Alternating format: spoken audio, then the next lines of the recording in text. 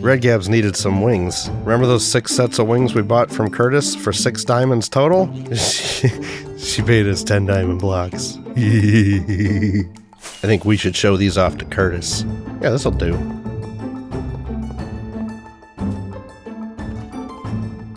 He's gonna be so happy for us. Well, welcome back to Hitchhikers SMP. It's great to have you here with me. I'm happy to be back working on some things. I took the weekend off, went to see my family. It was my son's birthday. We also celebrated for my daughter and my niece. It was a good time. Wish you guys could have been there. So let's address the to-do list. What do we got? We got 2 boxes here from Lost Midgeon. She was nice enough to donate some deep slate, some stone, and lots of copper, actually. That's really cool. I've got to find something to do to put this to use. I'm thinking in this area, I'd like to do like a little cottage over here, but you know, I might want it to be somewhat industrial with some copper detailing. I will see what I can do. At the very least, I will be putting this deep slate to use for the roof. And I already showed you what was up with that one. Oh, some other things I've been up to. I finally made the one and only Billy shears, so we'll have a good tool to clear out the wool in the ancient cities. And then I made my boomers Zippo that I've been putting off making. I also got all this diamond from the ancient city cleanouts we need to break up. Let's see what we can get. 50 diamonds. Not bad. In other news, I've got this sugarcane sitting here as a reminder to make a sugarcane farm. I've been putting off making one. I've just been going by and harvesting this by hand every once in a while. I used to have it over there on the other side of town. I was letting the other hitchhikers load it up for me, but I don't need to do that anymore. I don't know if you caught my recent short video that I released the other day, but I designed a little sugarcane farm, and I'd like to put it together here. I need some materials first. I think I will detail it out with deep slate. Oh, yeah, by the way, I fixed my storage here. If you remember last episode, the shulkers on the bottom and the top would knock off the item frames from the barrels here. So it has now been redesigned, and it needed to be completely torn down and rebuilt. But the difference here is that there's a row of blocks here now. Everything's just separated by this. Now I've got signs here, and I won't be using the item frames. I'm just going to be labeling the lines of the sign to correspond with the top and middle and bottom sections. And I've also done quite a bit of organizing. So like I've got all the wood here. Everything is color coded, and it's going to be like saplings, crafted, and then logs, leaves. Probably. I might change it slightly. And then I started in the back here. I didn't finish yet, but this whole section is going to be for like colored blocks. So I'm going to have like the base block here. So like concrete powder, not concrete powder. That's we don't have uncolored concrete powder, so that won't be there.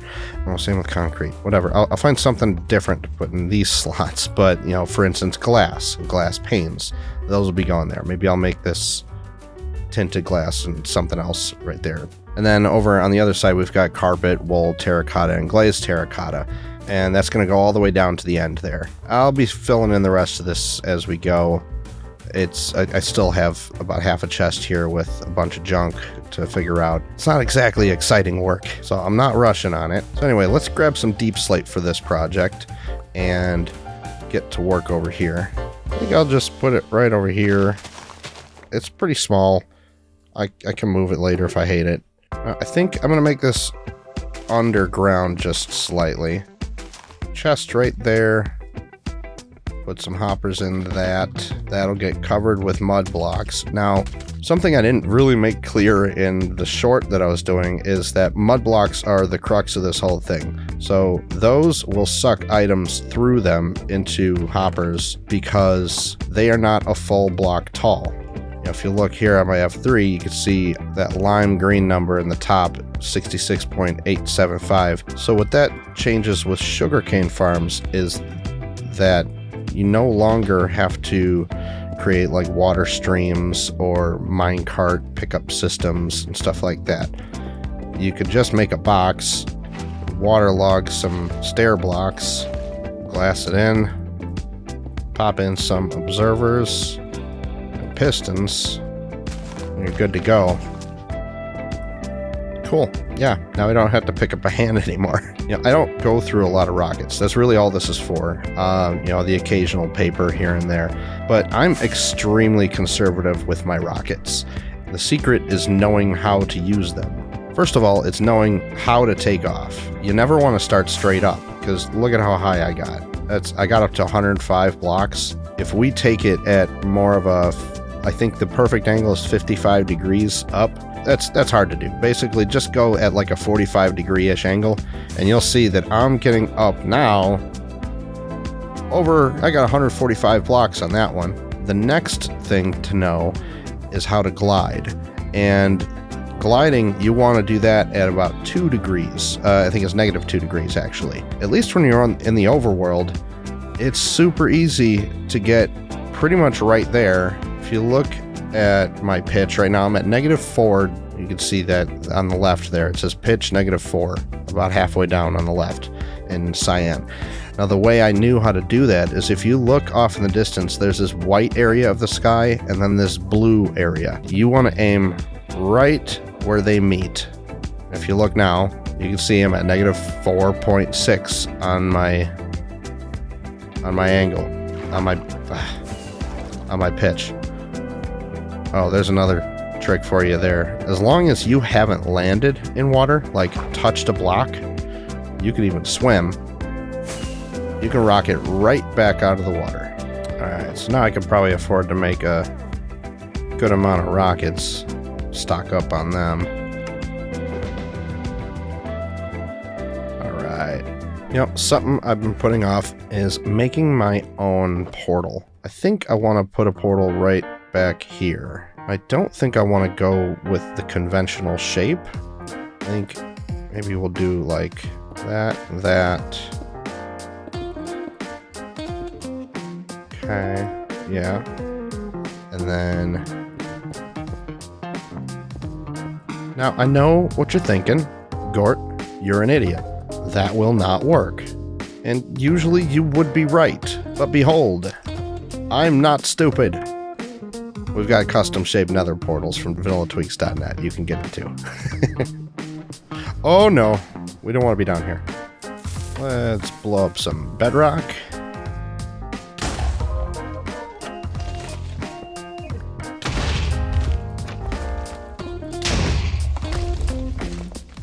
And we will set up another portal right here. I've always wanted a portal that was flush into the bedrock, and I've got it now. But with this new design, I think I kind of don't want it sunk in. It takes away from that circle. So, I don't know. I'll think on it. Now, what I want to do is work on the Phasmophobia project a little bit. I want to get some blocks cleared. And I'll probably do that on stream. So we're at city number 1 here. I've got pretty much all of the shriekers covered up and sensors and catalyst removed. And now it's pretty safe to just start working in here.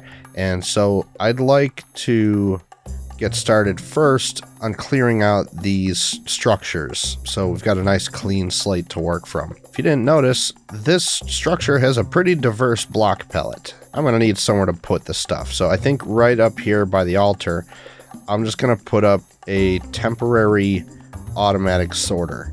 Man, candles kind of suck to pick up. I don't really know how big this thing needs to be.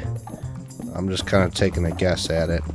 Alright, so this is a little on the lazy side. I would love for this to pop the shulkers off and put them into bulk storage, but I don't have time for that. I'm just gonna check the boxes every once in a while and make sure that they're not overloaded. I've got a little platform here, and I'm just gonna come up and I'm gonna place the shulker boxes here and let them unload themselves while I'm out there clearing out more junk. If you're unfamiliar with this, what's going on here is these are item sorters, and the items will find their way through these hoppers. Don't pay attention to the arrows. They're wrong. The texture pack is all messed up, but the items will work their way through here, and if they can stack into one of these hoppers below, they'll drop down. So I'm going to have iron nuggets filling up here, and then let's say Skulk Vein found its way into there. If a Skulk Vein makes its way down the line on the top, it'll want to drop down into the sorter here. And here it is. Now what's keeping it here is this hopper here is locked because this torch down here is on. And that torch is going to stay on until there's enough items in this hopper to create a signal strength strong enough to reach this point, which then the repeater will take the signal and turn off the torch. Now with only one item in each of these slots here, even if this fills completely up, it'll never be able to generate enough signal strength to cross over to the next module. And that's the important thing about this. It used to be that people would fill these things up to, I think it was like 40 items or something like that. And it had the potential to overload if this first slot got filled up too fast. But if you keep it to just one item, that's a 64 stack type of item. If you keep it to just one item in these other slots, you'll never have a clog issue. The problem really only comes up when you have water streams feeding this set of hoppers instead of this up there. You can also run into a clog issue with that if the storage down here backs up. That's why it is still important. If these shulker boxes filled up completely and these were not single nuggets, then it would cross over to the next module. It would power that up and it would just dump all the items in unsorted into this next one over. So always make sure just one item. So anyway, we're going to fill these up with nuggets down the line. And then I'm not even going to program the first slot. I'm just going to start dumping items in and they will self-program. I just need to make sure not to add any full stack type items. So like, normal blocks are fine. They stack to 64. Things like ender pearls would be fine. I'm not going to give it ender pearls, but stuff like it that stacks to 16, that's fine. But I can't give it like saddles. It wouldn't break it, but it wouldn't do any good. You can't sort full stack items.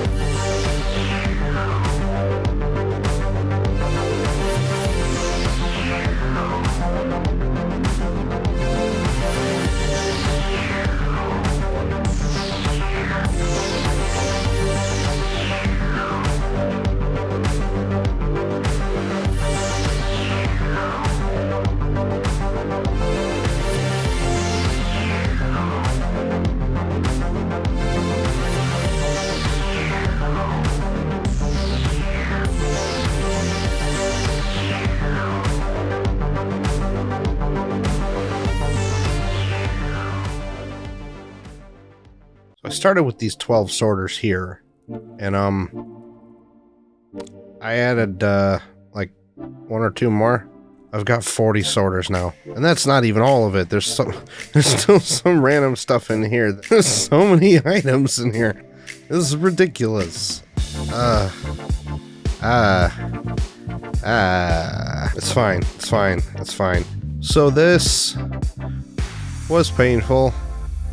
I didn't get much done. I was here for hours, at least 3 solid hours, with a beacon, with haste 2.